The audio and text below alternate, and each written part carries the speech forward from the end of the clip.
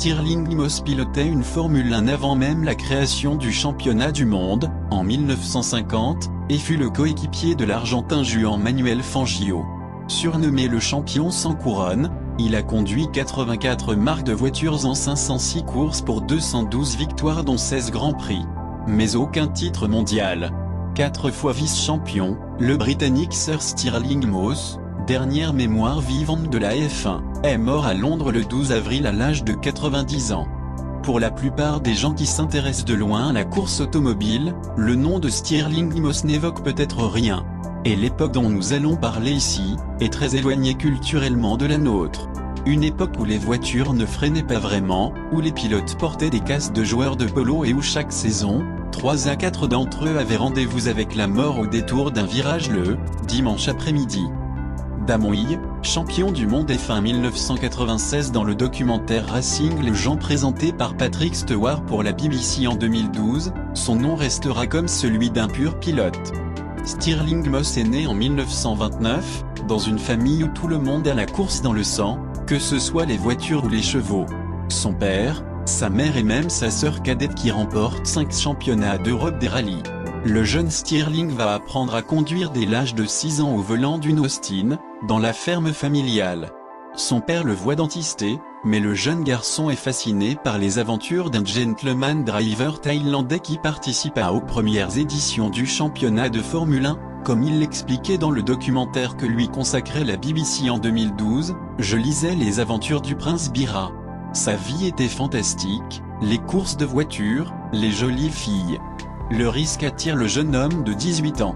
Faire quelque chose de dangereux et passionnant. Il remporte sa première course, une course de côte, en 1948, avant une première victoire en monoplace remarquée, en Formule 3, enlevé de rideau du Grand Prix de Grande-Bretagne de 1949.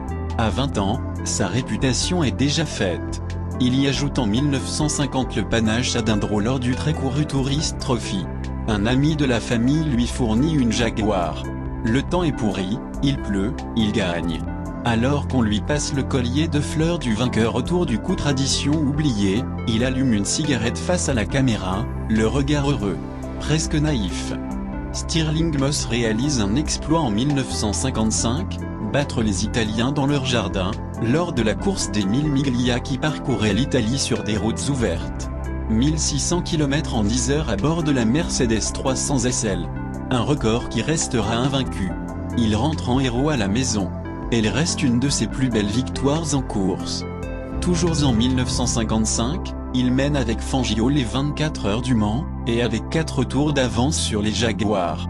Mais la direction de Mercedes les retire de la course avant la fin. Quelques heures plus tôt, un accident avec l'autre voiture d'usine a causé la mort de 80 personnes dans les tribunes. Ils arrêtent la compétition pour ne revenir qu'en 1985. La planète des sports mécaniques n'en est que plus séduite. Promu pilote le mieux payé du monde en 1961, selon The Independent, il emménage dans le quartier chic de Mayfair, à Londres, dans la maison qu'il ne quittera plus.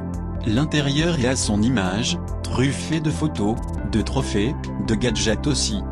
Des accidents dans sa vie de pilote, Stirling Moss en a eu quelques-uns. Il en est ressorti avec des fractures aux jambes, à l'épaule, et quelques dents en moins. La mort n'a pas effrayé ce garçon qui vivait une vie qu'il a continué par la suite de qualifier d'extraordinaire. Dans son bureau sont accrochés de volants de voitures tordus par les accidents. Car pour lui, c'est le danger qui le poussait à conduire. « J'aime la course. Le danger pour moi est un ingrédient essentiel de la vie. Comme le sel en cuisine. » Alors que la saison 1962 s'annonce sous les meilleurs auspices avec l'écurie au cheval cabré, Stirling Moss revient à Godbout en Angleterre pour une course de préparation. Alors qu'il est au coude à coude avec Graham Hill, il perd le contrôle de sa Lotus dans le virage de Saint-Mary. Le choc violent le laisse inconscient. Il est sorti du véhicule et hospitalisé. Il lui faut 1 an pour se remettre derrière un volant sur ce même circuit, mais après une demi-heure d'essai, il comprend qu'il doit arrêter sa carrière de pilote. Steve McKean, acteur et pilote, avait couru contre Moss en 1962 à Sebring et avait déclaré « Je préfère passer une nuit avec Stirling qu'avec Marilyn Monroe ».